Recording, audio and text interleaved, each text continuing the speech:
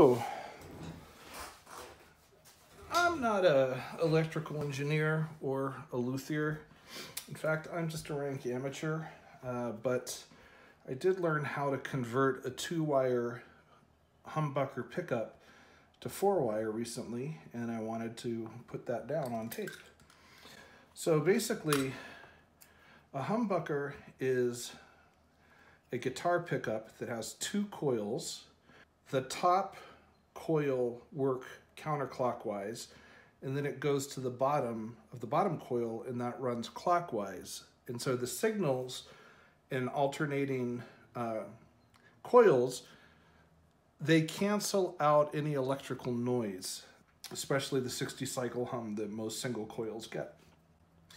So unless the pickup is specifically made to have either a 3-wire or a 4-wire output, it'll have these 2 wires, and the start is usually the white wire, and that goes to your selector switch or volume, and the finish is usually the common or the ground, and that is usually connected to the ground or to the output plug. What some people can do, and what some humbuckers are designed to do, is they'll actually, instead of having the 2 coils joined inside the humbucker pickup, they'll have the wires connected so they come out, and that allows you to do things like split the coil and only have one single coil pickup working to give you more of a single coil sound. Or you can do things like, instead of having them be in series, you can have them work in parallel, and you can even change the phase so that they cancel out most of the bass frequencies and give a really sort of shallow high frequency. So the first step is to take off this outer tape, and I'm going to do it carefully, making sure that I don't slice any of the wires that are down inside. I have a DiMarzio, or whatever they call it, and this is an example of why you have to be really careful if you're trying to split the wires. I was pulling this apart, and I don't know if you're going to be able to see it. Let me put a piece of paper behind it. Okay. Can you see that tiny little thin piece of wire right there? That's the wire that the coil is wound on, and then they connect it to the thicker wire that they run out to your electronics. And so when I was taking this apart, I accidentally pulled the black wire out from the other coil, and as soon as I saw how thin it was, I said, there is no way in hell that I'm going to be able to solder that back together. So I didn't even try. I just chucked it, got on the Craigslist, and looked up some cheap coils. So anyway, so I'm carefully going to pull this outer piece of tape off, and there you can see we have the 2 separate coils. We have their start and finish wires connected all sort of there. And they also have an inner piece of tape to hold the coils for each one. And underneath that, there's another piece of tape that will actually, holds that connection to the coil itself in place. So I'm going to grab a tiny little screwdriver, and I'm going to see if I can work the wires out. Sometimes you have to take the coils off this frame, but this came out kind of nicely. And let's see. Actually, no, what I'll do is I'll go ahead and separate these first. So you want to be really careful. If you pull really hard, you're going to do what I did to the other one, and it's going to pull the thin wire out. So what I do is, real carefully, I'm going to slice the shrink tubing off of the connectors that they have. I can see the wire underneath, so I've almost got it. Okay, there you go, you see? There we go. All right, so those are the 2 finishes, and they're soldered together. I'm going to leave that for a minute, and I'll get my soldering gun and break those apart, because I don't want to cut them, because stripping these thin wires is really hard because you're pulling on the casing and you risk pulling it out of the pickup. So let me just go ahead and try to slice this one off.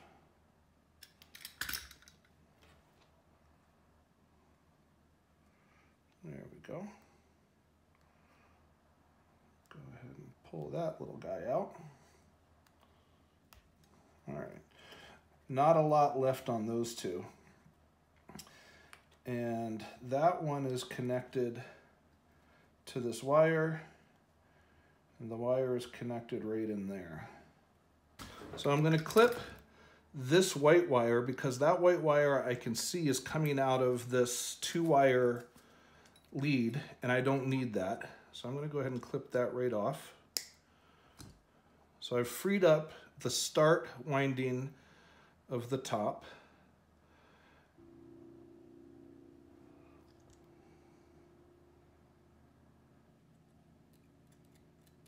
Yeah, there we go. All right. That's not happening, so I am going to have to clip it.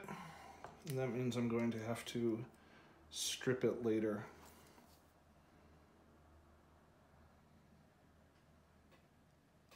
There we go. All right, so I have to remember for this humbucker that the black is the start and the white is the finish.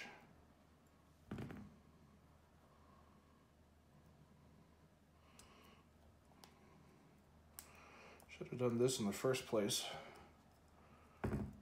Pull the wire up through. There, now so you can see that it's just simply connected there. So I'll just pull that off. All right. So my coils are split, and now all I have to do is get my wire and solder them together. So I've got about 25 feet of shielded 4-wire that I bought from StuMac, and I'm just going to cut about this much off. So I'm going to try to get the wires out. Now this is a little thing that came with another packet of wire that I got, and it's pretty good for stripping, you know, bundled wire like that. It's got half a razor blade in it, and so there's my 4 wires, and the shielding, I don't know if you can see it, the rubber is lined with aluminum. All right. So these wires are about the same thickness as the wires coming off the humbucker, and basically they're too thin for my wire stripper, so I have to try to grip just a little bit with these nippers, try not to cut all the way through, and pull the wire off. So it's good that I get a chance to sort of practice on this, because when I do it for real on that humbucker black wire, I got to make sure that I don't cut it short, and I got to make sure that I don't yank it out. Okay, there's the common. And usually I cut one of them off, and then I just have to cut the whole thing short again and do them all again until I get it, because you want all these to be roughly the same length so that when you put them all in the pickup, they'll all kind of be together and they'll fold nicely. If one's longer than the other, makes it a little bit awkward. All right, got that done.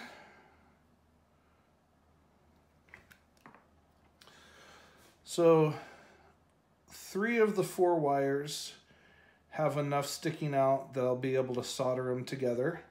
It's this 4th little black one here that's kind of a pain, and it's got a little bit of a nub on the end. There we go. There we go. Just perfect.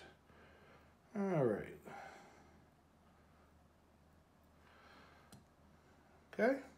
So what I'm going to do is I'm going to take my 4-wire and I am going to solder the wires to these in the pattern that I want to use. Now, different manufacturers like Gibson and Epiphone do different things. I'm doing the Epiphone Gibson model, and that's like this: red to north start, white to north finish, green to south finish, black to south start. So I'm going to solder it in like that. And I need to check because now I'm not sure if the green and white are right. If I need to put the red and green together, let me check. Yeah, I had it right. So red and white together and black and green together. Okay. If you've never soldered before, just Google it, but you should always tin your wires before you try to connect them, or twist them together and then tin them. These here, because they're not going to twist well, maybe I should try twisting them. I'm going to go ahead and tin them because that way I can just put them next to each other and then heat them just enough for the solder to melt together. All right, so I'm just putting a little bit right there on the wires. This one already has a bunch on it. I'll just lay a little more. And you know, I've got a little tool that holds the wire in place if you need it to. I might have to drag that out. You don't want the heat to lay on the wire for very long because they're either copper or aluminum, and they'll soak the heat in. So when the wire's cold, the drop will just ride back and forth, and when it gets just hot enough, the drop will stretch out on the wire. You want to stretch it out and then let it go, just like that. If you do it any longer than that, then you're going to heat the wire too much inside. Alrighty then. Alright, even though I've got tin on it, let's see if I can twist.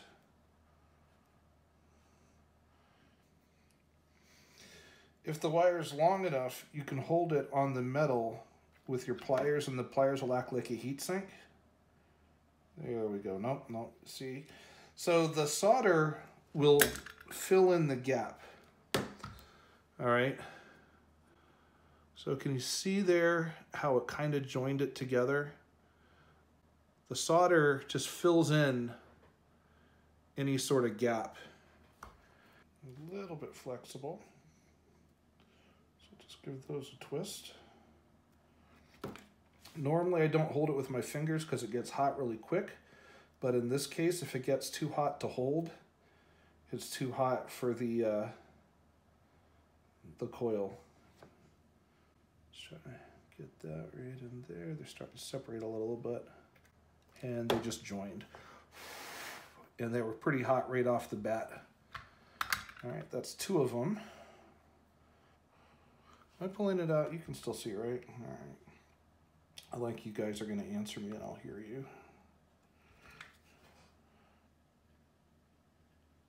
There. Boom! Shakala.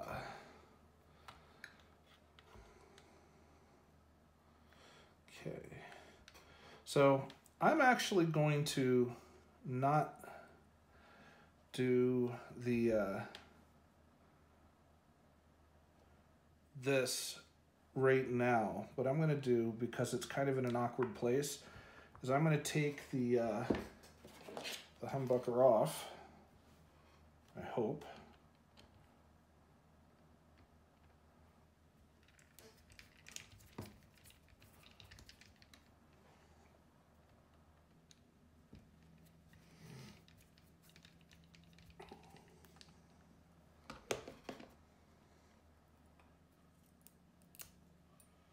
There. Okay. And ouch. Hot, hot, hot, hot. All right. Let me tin this. Of course the wire is starting to split. That's okay. Like I said, the solder pulls it kind of pulls it together. There we go, nice little drop right there. Came off. All right. So now I'm going to hold that right down. Actually, I'm going to try to do it from the side because I want the wire's going to come up from the hole, and I want this to fuse right in. So this should be nice and hot. Let's see. Yep, just like that. That's all it took. All right. So now I'm going to put this right back on, just where it was before. Okay, last thing to do is I got to put some shrink tubing. And I'm going to go ahead and stop and do another video because I don't know how long this one's getting. Okay.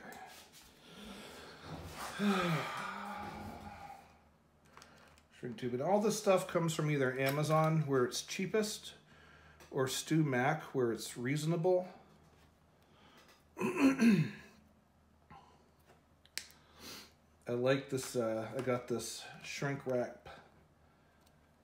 bundle here, so I've got all these nice little Shrinkwrap tubes, which makes it a lot easier than trying to futz around with electrical tape. All right.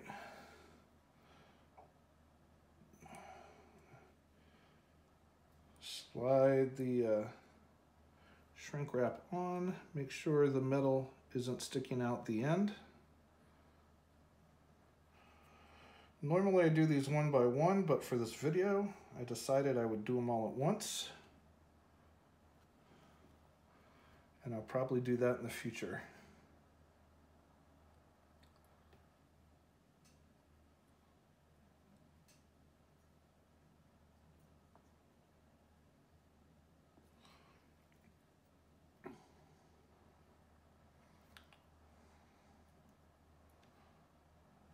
There.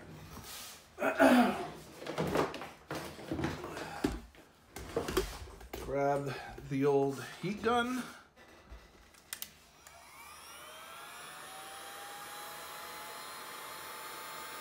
Only takes a second.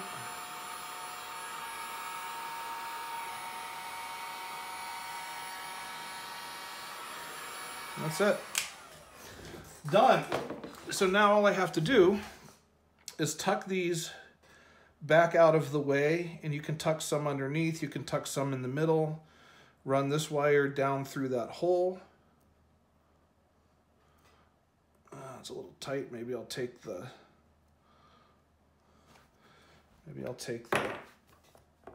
spools off again. Let's see, can I get that? Come on. Yeah. There we go. And before I go ahead and tuck everything away, I'm going to go ahead and test the resistance. I'm going to pull that almost all the way out, just like that. All right, so before I started this, I tested the resistance, and the resistance was about 9.3 to 9.6.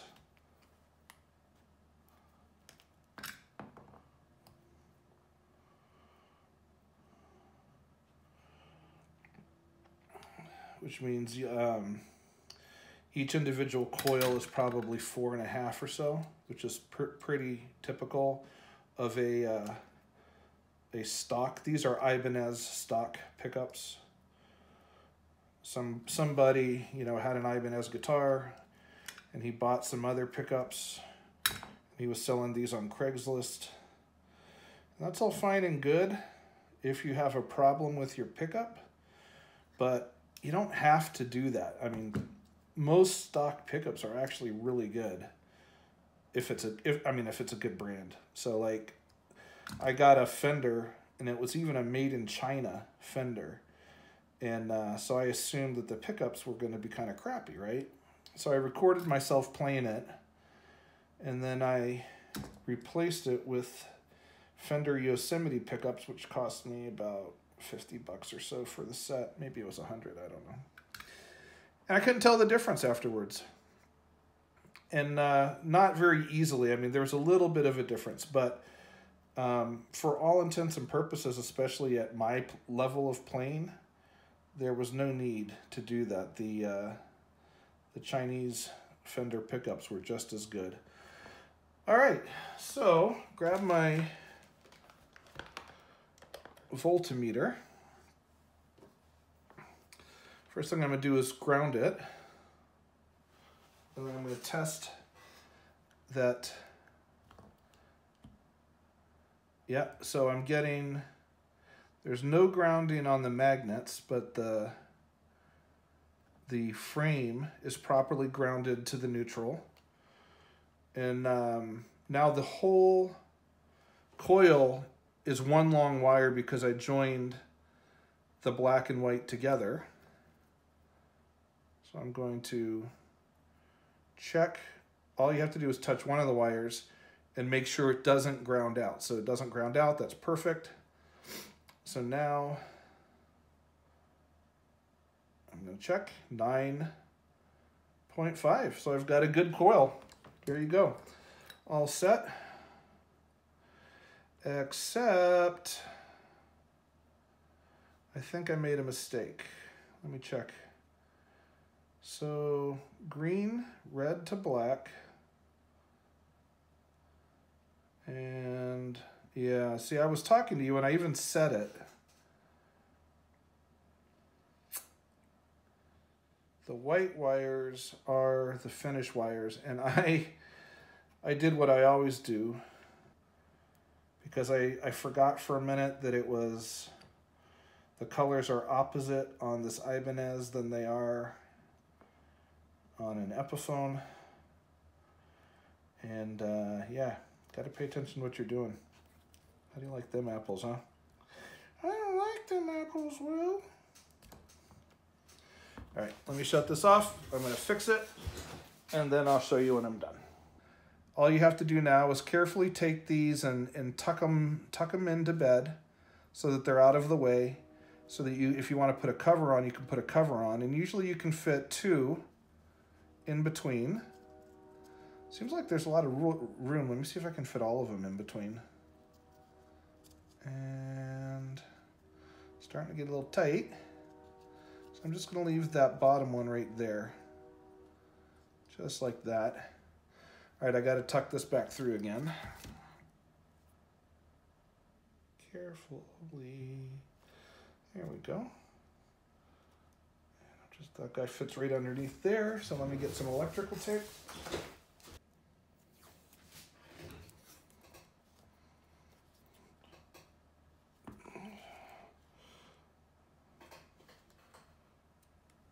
That in.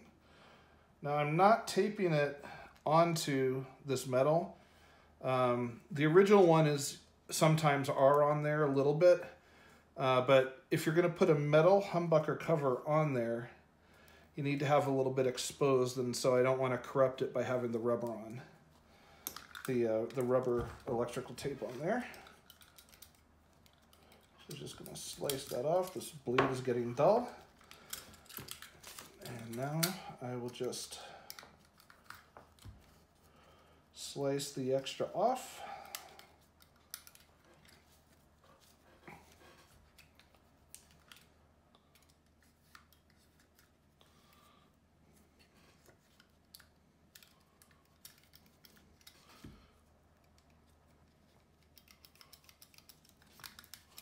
There. And there you go. Got a little bit of a bump. I'm gonna pull it in. Humbucker put back together. That fancy braided electrical tape, no different than this. It just kind of gives it that vintage flair. And this will fit inside my humbucker cover. And then that'll go on my guitar.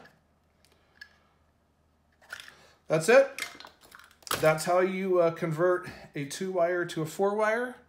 Yeah. Don't have to like or subscribe or anything like this. I just do this for fun. Not really in it for a social media presence. All right. Thanks a lot. See you later.